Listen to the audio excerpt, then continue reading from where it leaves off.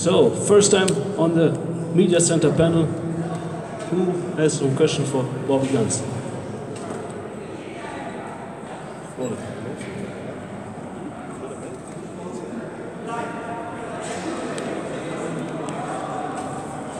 Hi Bobby. So your smoking break promos over the last year or so have sort of been a highlight of wXw, in my opinion. How much creative freedom do you have going into those promos? Is it literally just what's off the top of your head, or like is there a sort of set list of things you need to get across? Like most of the time, I know a little bit where we're going in terms of storylines and all that. But when it comes to actual words or whatever I say in there, it's off the dome. So I have total freedom with what I say, and I'm the only guy in the roster who uses like explicit language and all that stuff. So it's great. I love it.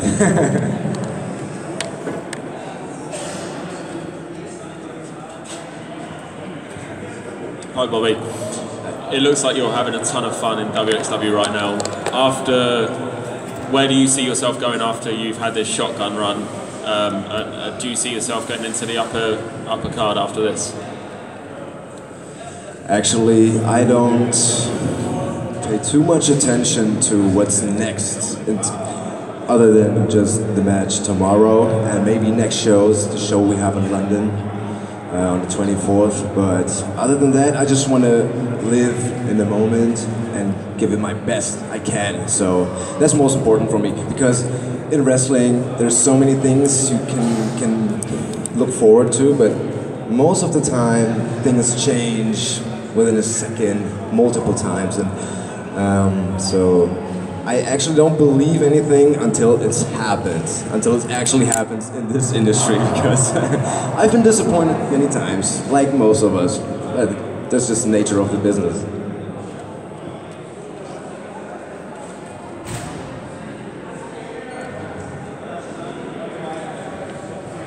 Bobby, we've seen you in wXw a few years ago when you were still pretty inexperienced, so you basically grew up a little bit in front of the eyes of the fans, and you've come quite a long way. So how would you describe your progression, also teaming with your brother in the past, and is that something that you'd like to do again in the future?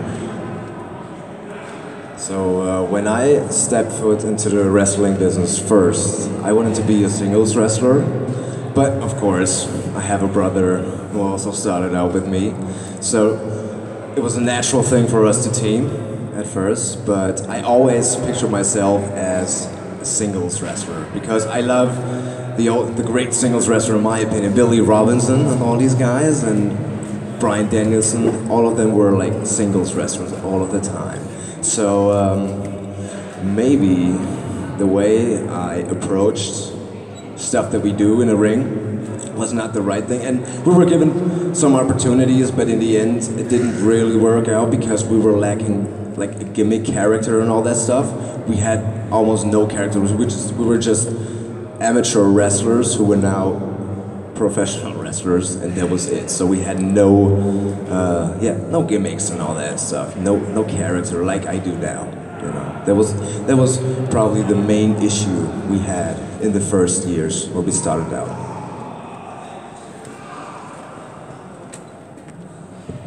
Moin Bobby, du hast deinen Bruder gerade angesprochen. Wie schwierig ist das für dich, wenn du weißt, dein Bruder sitzt zu Hause, kann nicht catchen und du hast jetzt den Shotgun Championship? Ihr habt sicherlich schon mal drüber gesprochen, ihr seid zusammen gestartet und ich weiß, ihr wolltet eigentlich auch zusammen die Nummer durchziehen. Soll ich auf Deutsch oder auf Englisch antworten? Das ist die Frage. Womit das jetzt? I think it would be fair in English. All right.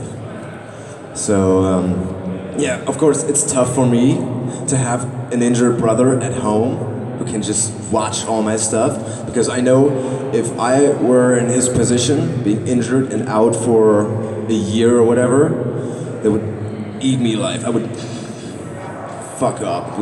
I got really depressed when I was out for like 8 to 9 weeks after I broke my foot. But he'll come back probably. I guess he's working out in the gym already. He started it's like tiny baby steps, but he'll come back probably, and maybe in the future, who knows? We're gonna team up once again to get the belts.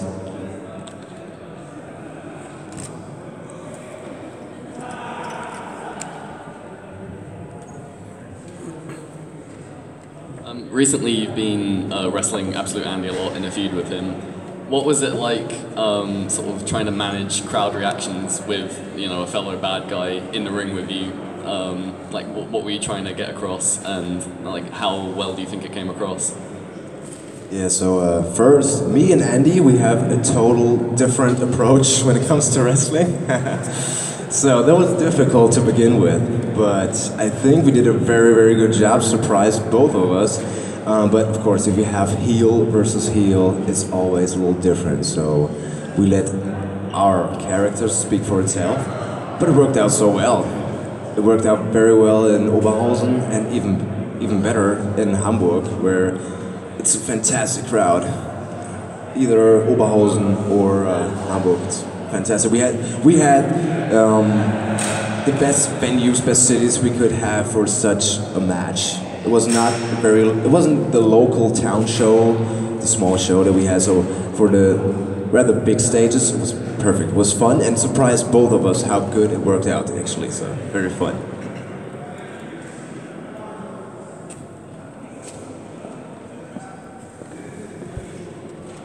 Hi, Bobby.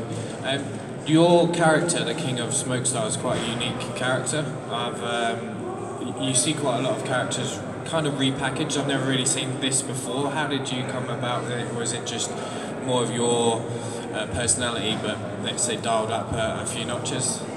The thing was, I became a smoker when I was like 18 or 19 years old. I had already started training at the dojo, wXw dojo back then.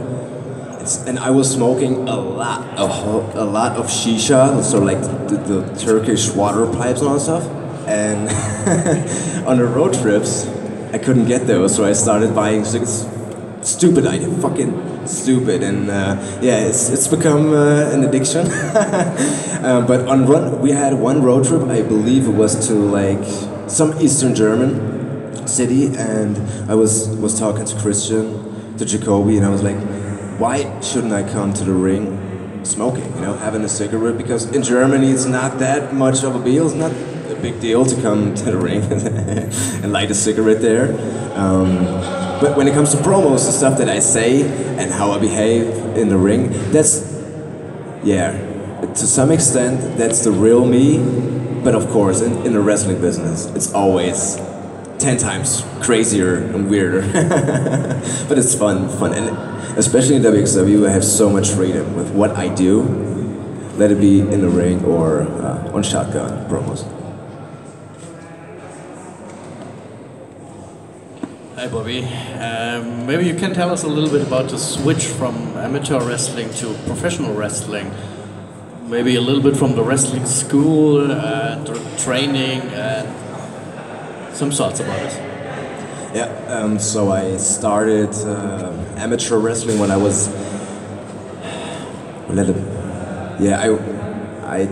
I started in October, and in December I turned 10 years old. I was playing soccer at that time, and we just wanted to try something different. My father was really into Eastern martial arts, karate and kung fu and all that stuff, but that was not my type of thing. I wanted to do something with grappling, whatever, and so I became an amateur wrestler. And a couple of years later, like 2 or 3 years later, one of my good friends in school told me about wrestling on TV. It was like, oh my God, there's wrestling on TV, and I believed it was amateur wrestling, but it was WWE, SmackDown, and the first match I watched, I believe it was Kurt Angle in there and Rey Mysterio, and I was like, oh my God, this guy is amazing. This pro wrestling is crazy. It's even more fun. It seems to be more fun than amateur wrestling, because amateur wrestling can get kind of boring if you watch it. It's a goddamn struggle, but often there's not a lot of motion. It's just a little bit and two guys fighting against each other, but very stale. And then I checked out about wrestling in Germany, and yeah, I got to wXw and watched a couple of their shows, and then started as soon as I could.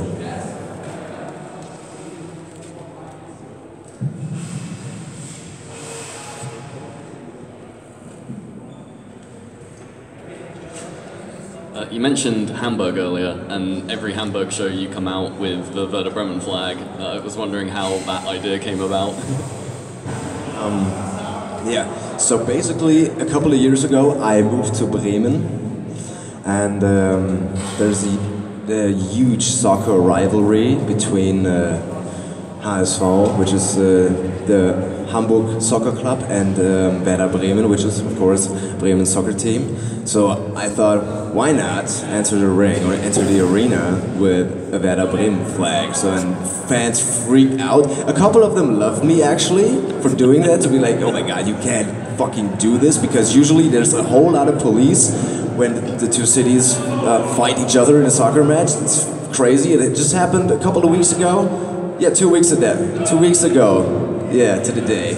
And violent fans, extremely violent fans. I mean, it's so much fun to come in there and to get booed, and some people try to rip it out of my hands or just try to spit at me. And that's the most fun. That's the best thing you can do if you're a heel, I guess. And that's why Hamburg is always so special to me. Good afternoon. You mentioned earlier about preferring being a singles wrestler, but just before Christmas you had the run with Jackson Stone together. How did that sort of come back? Was it just sort of playing around in the gym sort of thing? And would you be willing to go back to that as a pairing, maybe perhaps for a tag league or something like that? Actually, I don't remember how that came about. I think at one point, I mean, me and Jackson, we're good friends. So when we hang out backstage when he's here in Germany.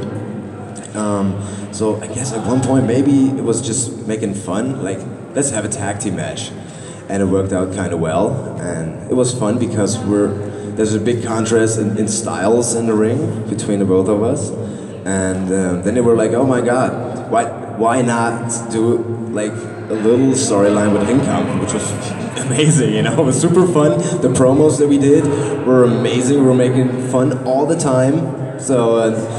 It was never ever serious what we did there, but yeah, maybe we could come back to that when he returns.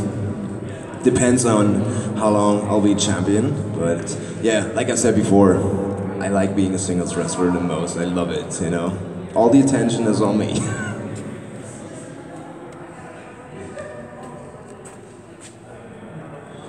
You mentioned the heel versus heel any match. And you seem to enjoy yourself very much being a heel and just being able to do all the stuff that you do. Is there any interest at all, maybe at some point, to return to the other side, to become a good guy, a clean-cut babyface maybe, or maybe transition some of your personality over to maybe the promo skills, over to being a babyface? Because some people actually thought that after the whole Ringkampf thing that there might be some kind of redemption story for you, so is that something that you would consider in the future?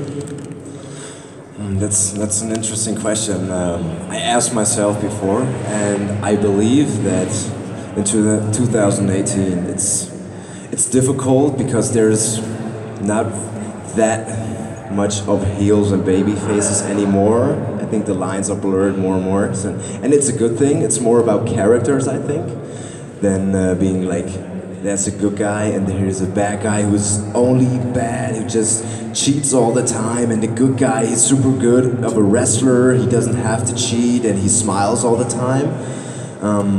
The very cartoonish era is over, and I'm glad it is, actually. And I guess the more time passes, less important are babyface and heel characters. But when we are talking about me and Andy, we have similar gimmicks, we have similar characters already. So that was tough for us, and we both had the heel reactions that we got most of the time, But I guess in the future, heels and babyface, it's probably gonna vanish at some point. So and maybe for the good, you know, of the business.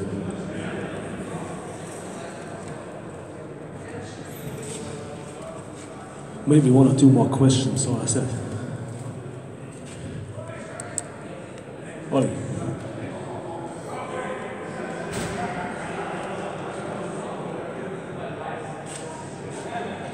Last year's ambition for you was a fairly short-lived affair. How was it fighting Matt Riddle in that kind of environment?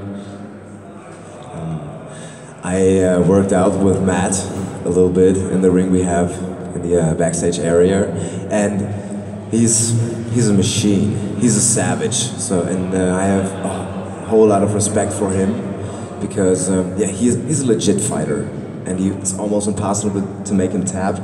And I consider myself a good amateur wrestler, but of course, I'm not an expert in submission moves. I know a good amount of submission moves and like classic catch wrestling submission moves, which differ a lot from like the Brazilian Jiu-Jitsu stuff. But Matt Riddle is fantastic, so he's on a whole nother level. And I know that if you like try to shoot in a match, he's gonna kill me, probably. So most of us, most of the roster, or most of the guys in the industry. So Matt Riddle is amazing of a wrestler. He knows all the little, let me say, like tricks and all stuff. He knows how joints are like built up and where to put his finger in, and all these little details, which make a huge difference. And he's an expert. He's fantastic. Yeah. Do we have one last question?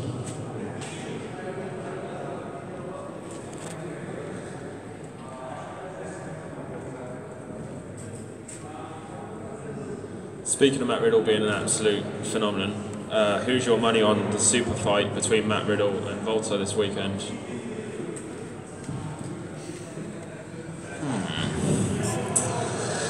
Yeah, that's tough, but I'll go with Matt Riddle, I guess. So he's just almost unbeatable in his own game. So when it comes to ambition, probably Matt Riddle.